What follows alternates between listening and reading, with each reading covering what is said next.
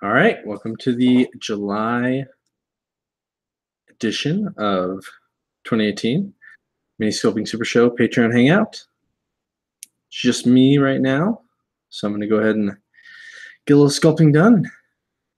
With any luck, I'll have some people join us as we go. Going to switch over to the chat room here so I can see any comments from viewers. I'm continuing to work on this miniature I said I'd sculpt for my son. It's going to be his Dark Elf hero for D&D. Got him pretty well bulked up, and I actually went ahead and finally knocked out the face. I got a little bit of adjustment to do still. Want to make it look a little bit more trim and maybe a little gaunt even, just so he doesn't have quite the powerful jawline. I want to try and give this character a bit of a sense that he's very tall and skinny and not as big and bulky.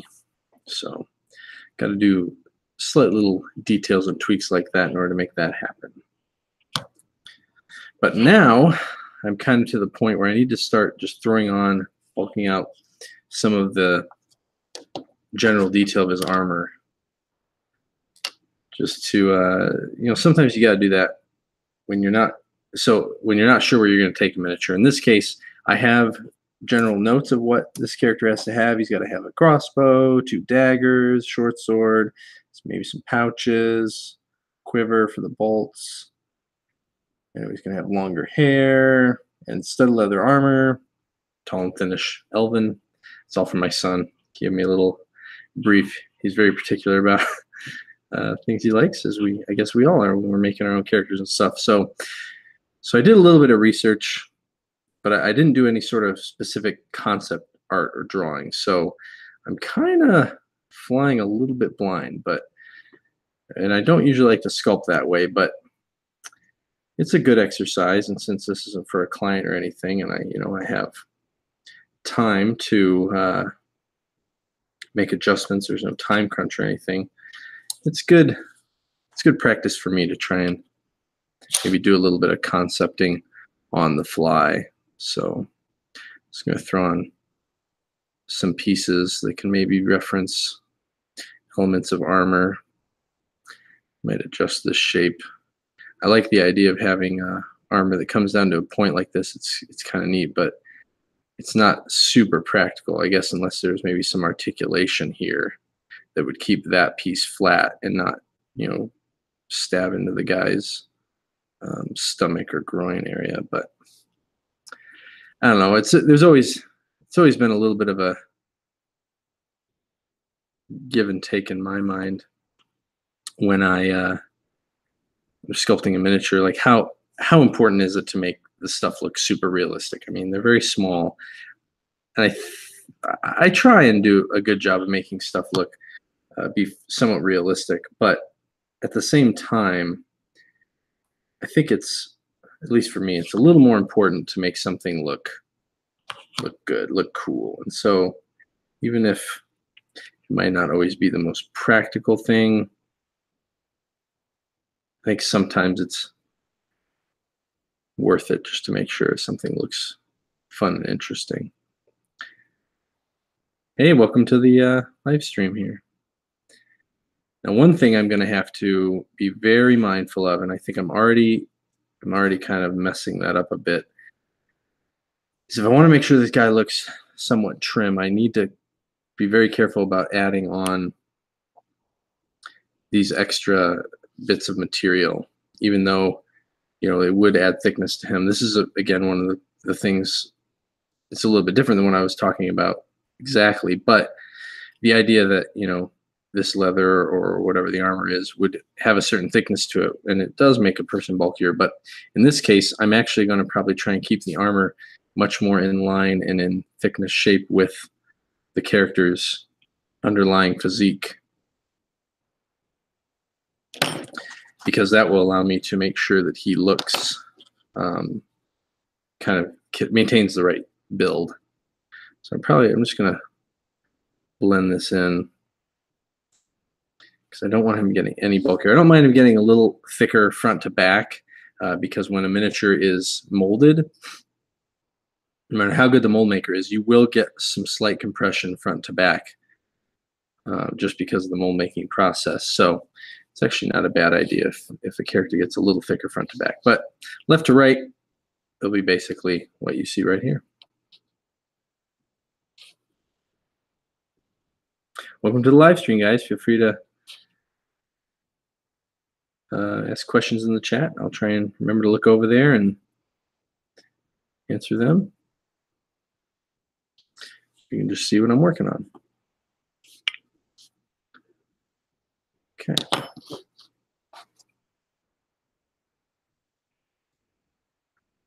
think I'm going to have the belt be exposed around the side and on the back, but I'm going to have it like tuck in under the front of the armor. Maybe it's strapped to it, or maybe the belt's separate and the armor just comes up around. But I want to have the belt kind of visible and exposed because I want to make sure and what's the word? I want to make sure that there is, back to making something plausible and believable. I want to make sure that there's something that makes sense for the pouches and elements to actually be able to hook to. So I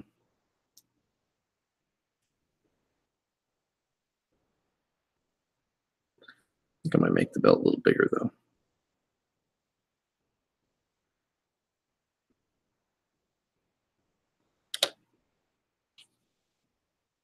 I think broad belts look pretty cool, and especially on fantasy characters. Sorry if this isn't focusing. Sometimes it likes to focus on this little backdrop piece here.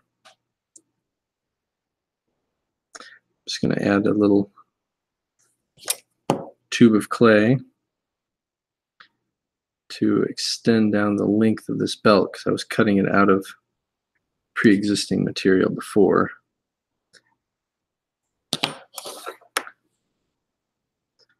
Trim that a little bit off.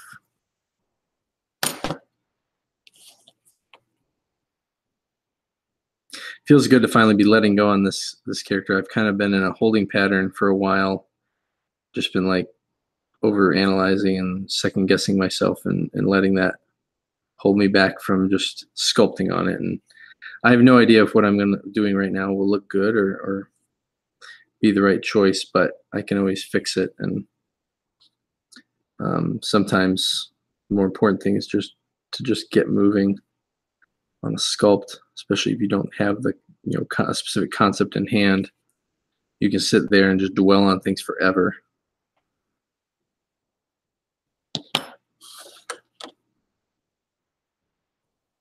Hey, Tharkin.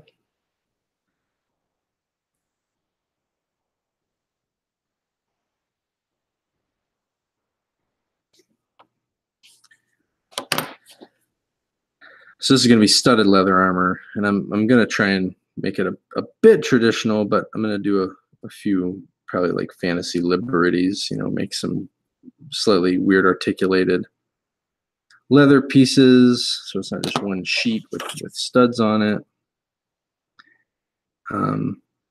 Hey, we got somebody joining. Hey, Antoine. Hello. Glad you could make it. Yeah, I don't think I'll be able to stay a long time, but at least I was able to join. That's all right. Well, I can only be here for about 30 minutes, so that's just a little bit after 3 myself. So, whoa, that was close. That's going to be about the same. Nap time. Great. Well, perfect. That works out great. Well, I'm glad you could make it, man.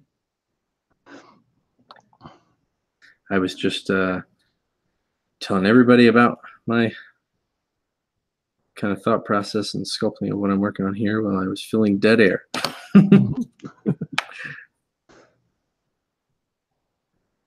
What are you working on? Terrain. Ah, cool.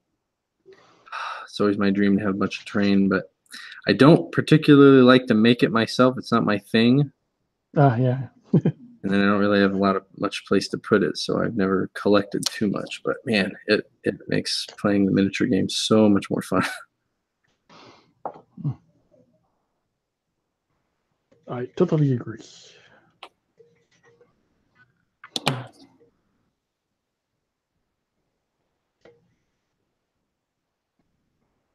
Hmm.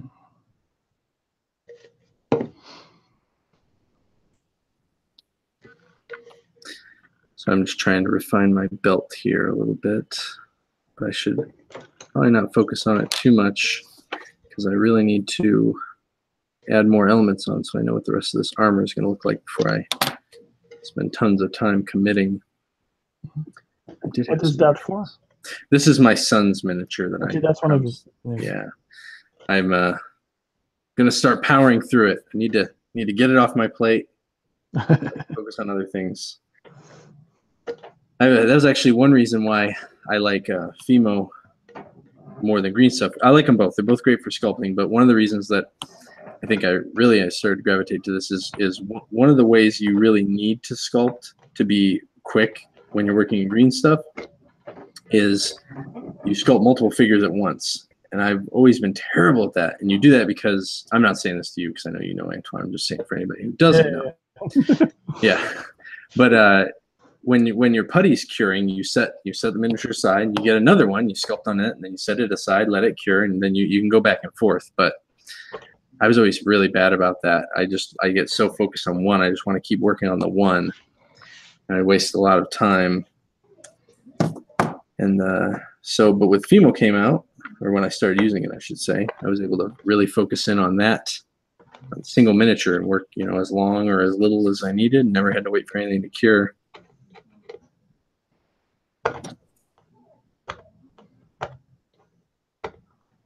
Yeah, when I used Beast Putty for the first time some months ago, that was a revelation for me. Yeah, that's really fun material. That's probably a nice transition for you into polyclay, because even though it's a clay, at least to me, it reminds me of putty in some ways. Yeah, in how it works. Yeah. Yeah. Yeah. One of the big things is I only have really short sessions to work with. So working with green stuff, I always did too much, and I was interrupted by kids or whatever, and never finished what I had. It's so stressful, isn't it? Yeah. Because you mix it up, and you're like, I gotta make this count. I can't stop. I'm locked in.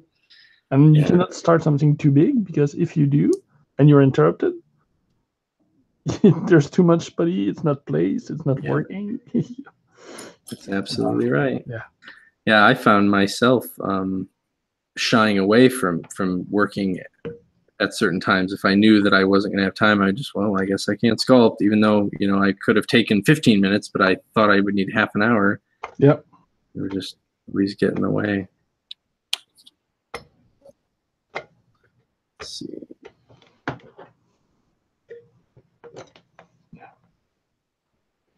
For the terrain, I'm back to regular putty, but well, yeah, there's some things that putty just makes sense.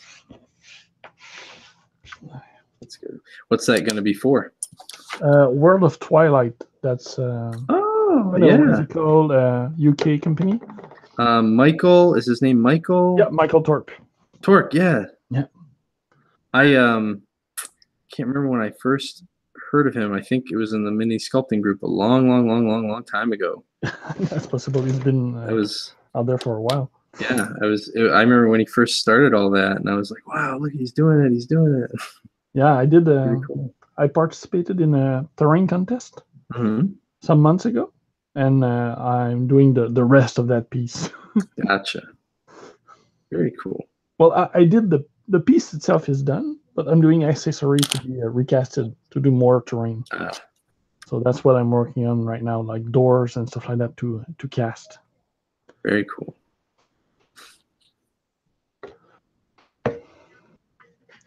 And the Pringle cans, that's not a sponsorship. That's just a base.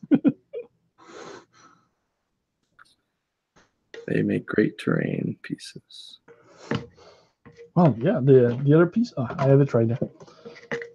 It looks pretty good, and that's a Pringle can base. Oh, wow. Let me quit talking. Let me click on you so go away. Put that looks awesome. That goes here. And this little thing here. So if I move the camera like that. Did you say you're going to cast it, or you're just casting doors to use on these? That small roof is going to be castable because that's the small part of the house, the top part. That's Pringle size, which is pretty standard. So that's going to be casted, either by me or maybe even by Michael himself or his company, but for him. And after that, I'm doing doors and accessories to be casted for like that exact size, the Pringle size. Wow, that's really, really cool looking. Is it two? That's two Pringle cans that make the base? That's the small one is a Pringle can, and the bigger one is I think Nestle Quick. Ah, okay. Like a chocolate milk powder. Yeah. Like mid-sized tub. So that's what I used to do it. Very cool. Hugo says he wants to make something like that someday. Yeah, I do too now. That looks really great. That looks so cool. Yeah. The shingles for the roof were long to do, but fun to sculpt. And you used epoxy sculpt for that, it looks like? Or? Epoxy. Cool. And I used that for the other part of the miniature, so the tree and the balloon. That was the part for the Turing contest. It doesn't fit in the camera. Maybe, kinda. Yeah, that looks great. Yeah. So the tree was made in epoxy, and the basket of the balloon was done in the same thing too. Very cool. Yeah, I like all that's gonna attach to the building. Awesome. Andre K said, "Pringles eaten by yourself?" Yeah, I got some, and some friends are helping me generate Pringle cans too. I've been hoarding. Whenever we get a print at work, they come in these big tubes. I've kind of been hoarding those to potentially cut down into huts or something. But right now they're just under my desk. Yeah, well, McDonald's had a promotion with Smurf, like I think last year, and they were like just small houses, and the top was really well decorated, like the mushroom houses. The bottom was just plastic, but I kept all of those to reuse for chibi terrain.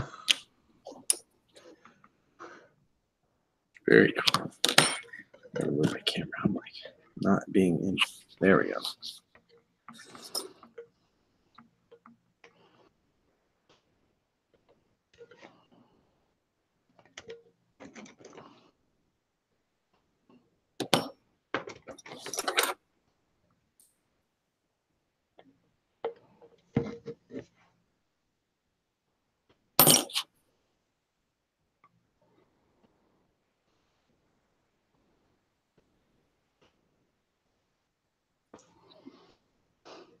I think this will work pretty well.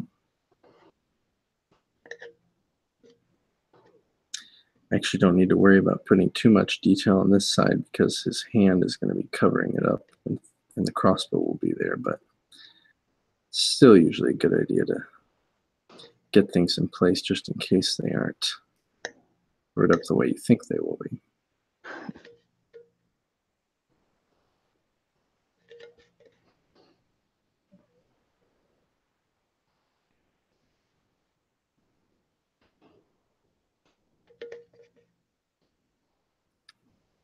Yes, Andre, I was actually just thinking I should say I'm sculpting in Fimo Professional right now.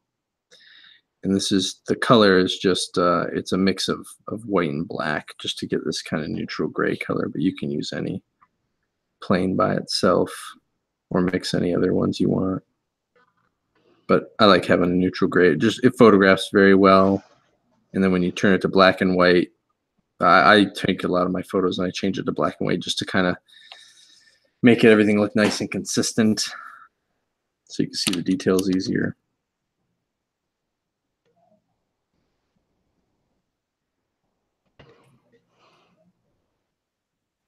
All right. Well, I was wondering, after the video you did for the Patreons, any other change coming? No, not really. No, nothing. Nope. No more changes to the Patreon itself. I'm just working on trying to make some more videos. This was kind of a test to see, and I guess let me check this real quick. I was trying to use, because Patreon says you can launch a live stream through it, which is what we're doing now, but you're supposed to use, you still use Google, obviously, as you can see. Mm-hmm. But then it says the patrons can comment in the thing, but I don't know. I mean, nobody's commenting, and it also doesn't look like it's going to be live updating. So I'm like the YouTube control room is. So I'm not sure how important that is, or how well that will work. So we'll talk about it a little more on there. I might do a Hangout just or another video update or something. But trying to think, I don't know. It's always a struggle. Like, how much do I do more video content that's behind the curtain, or do I let it all be out there for everybody? Is there a way I can make it more special and unique for just patrons? I have some ideas, but I think the number one is to just start making some more content first. Andre has another question. Is there a difference between the old classic Fimo and the professional one? Not that I can tell. I went one day to pick up more Fimo, and there was no classic, but there was just Fimo professional. There might be some slight differences, but I've been sculpting with professional for a while now, and I mean, it's fine. I like it plenty, and it seemed to react more or less exactly the same, and everything seems to mold fine. So I really think, for the most part, it was just a name change. So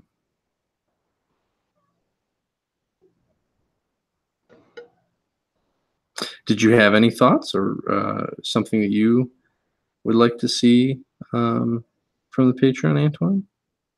Oh, not specifically, just interested. Gotcha. I think the more there is out there for everybody, the more there are chance for people to participate.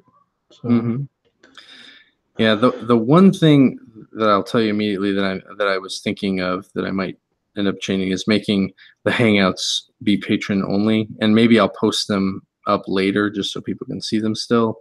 But that way, you know, I can make sure and interact and talk with you guys, make sure your questions are answered, and not have to check the feed question all the time. Yeah, right. And you know, just to in some ways just make it make you guys a priority. You know what I mean? As you know, as far as getting access to your questions answered and things like that. So, but we'll see. I don't know. Also, you know, if there's not a lot of people on there that want it, then I'm fine with kind of doing it out in the open like we are right now still. So yeah. Mazuma says, "Hey Tom, just want to say thanks for making tutorials. You are my main sculpting teacher." Ah, well, you're very welcome, man. Thank you for one. I don't know. Yeah, you're welcome. I like doing these. I got some more on the hopper. I'm actually about to put up another post for the patrons to vote on the next topic. It might not be the immediate next one out, but I always let the patrons help guide what tutorials, what videos come out next. So excited to do those. One of them up for vote will be a review of Beast Putty. Oh. So I'm excited to do that. I've still got to finish the I've been working on a little miniature with it. So I'm going to kind of do the whole thing, start to finish, and share my thoughts.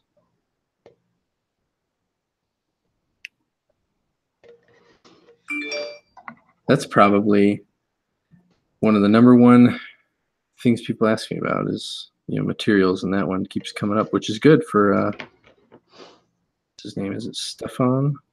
Is that who makes it? Yeah. It's very cool to see someone in our industry, create a product like this that so many people are using. When for the longest time we've just been kind of found materials or using materials that other they can be used for what we're using them for, but they were made for other specific industries and stuff. It's pretty cool.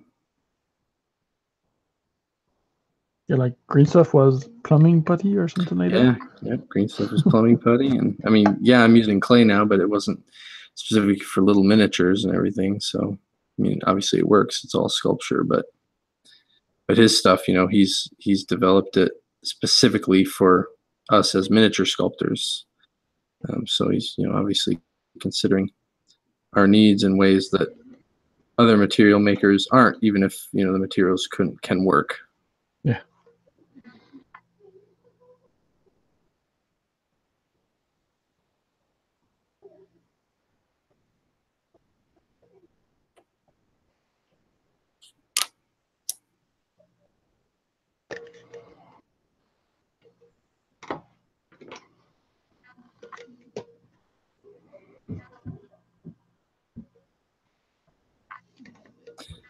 Well, I really hope you post that up on the Patreon or at least on Facebook. I want to see those when they're done. The doors and stuff? Cool. Yeah. Yeah, sure. So are you sculpting the door on there? Is that just a placeholder so you can mold it, or is that gonna be the door on that tower? No, that's just the Pringle can right now is just an holder. So I'm gonna rip them out of it. So each part can be cast individually multiple times. Like awesome. I'm doing I have 3 different windows now and 2 doors. Well, there will be that many once I'm done. So I have 3 windows done, and I'm finishing the second door now. Oh, very cool. So one door is inset, this one, so you'll need to cut a hole, and the other one will be like with a small porch. So it goes outside of the can a bit more. Did you say you were going to sell the doors? Either I'll sell them, or I'm in talk with Michael. So maybe it's not like I have an online store or anything. I just have a couple of miniatures I sell to friends. So I'm not sure I want to go through all the steps to sell them myself. So that's why we are in talk. Well, they look cool. If you need to see them out in the wild. Yeah. Like the unicorn I did, and the platypus. Both of those I cast myself and sold, so I can do it. I just don't know if I want to go through the hassle of end casting all of those. Yeah.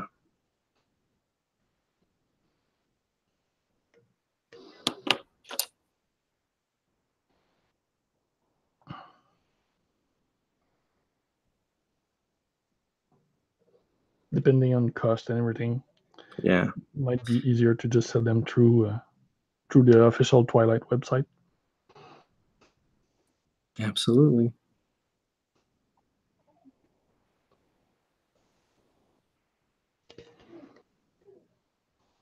That way I can just sculpt more and not concentrate on casting and shipping. Casting, shipping, making sure you have room for everything. Yeah. Yep, it's a whole nother deal. Yeah. Okay, that's coming together pretty well. Do you sell the little crown and the other stuff you did with effigy?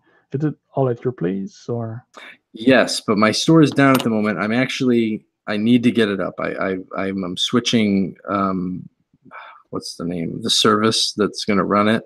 And I just have a few things to finalize, and then it's going to be back up. It'll be at the same web address, thetommason.com, and but I just have to finish setting it up. The old store was I just did not like it at all, and This one is much, much better.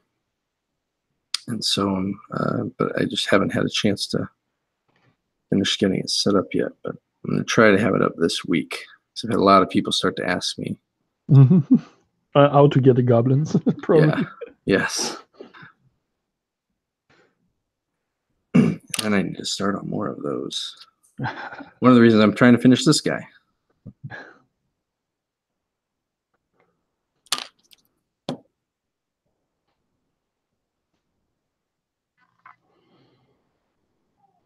All right.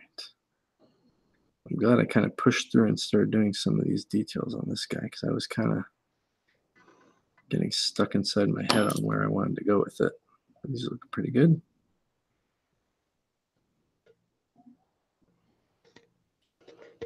Trying to get some character about him.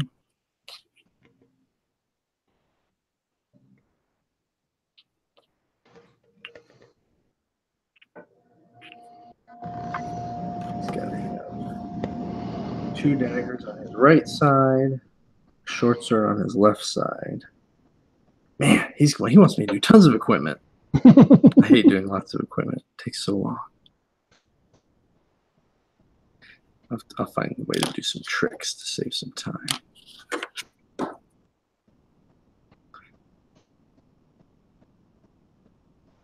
That's only for your son? Is it going to be castable or? Yeah, it'll be totally castable, and I probably will. I mean, I'll at least master it so that he can have a metal copy. But I've done that with my other son's dwarf, but I haven't made a production mold yet for it. But it does mean no conversions. They're not picking weapons from other sources and stuff like that. Correct. Good point. Yes, I could have done that, but for small accessories like that, you could say. Yeah, that's a really good. Yeah. Well, actually, that's something that I've been meaning to do for a couple of years now is make some sort of maybe generic blank scabbards, maybe even swords, because then because a lot of times all you're doing is changing the length and then adding a bit of embellishment on them. I can save a lot of time just stick it on. So that would be a really good little tool for me to make. Maybe other people want it too. It saves a lot of time. You can spend a lot of time making accessories. About the only thing I don't mind is pouches, because you just stick them on. They're very fast and easy. They make a guy look like they have a lot going on. It doesn't take tons of time. I did small sandbags for the balloon, and I must say I don't have the same love for those small that you do. I need more practice. You have to train yourself to enjoy the tediousness. Well, I did like 300 shingles, so the my gosh, that's a lot. I can go through. It's just no. I'm going through a little drawing exercise book with my sons right now, and one of the pages we just did was on building muscle memory for drawing lines, and you're just supposed to draw like a straight line as close together. And then the last part, which I still haven't finished yet, was drawing a crosshatch. So it's 3 lines this way, and then next to it 3 lines this way, and you have to fill. And it's very small. It's like, this is a 1-inch square. It's maybe this big, and then I guess the box is probably at least 3 inches by 2 inches, and you have to fill the whole thing. Ooh, it takes forever. I don't know if it's building muscle memory, but it definitely builds the patience. The tolerance for the patience it takes to put in details with drawing or sculpting sometimes. I actually remember as a kid not being able to do that sort of thing. I remember just being overwhelmed by, oh my gosh, it's going to take so long. And so instead of even just starting, I'd just throw my hands up and walk away. So I actually believe, even though it's mind-numbing, it can be a good exercise, because sometimes if you want to get that right look, there's no trick. You just have to put in the time. Get it. Just like your shingles. They look great. So good job.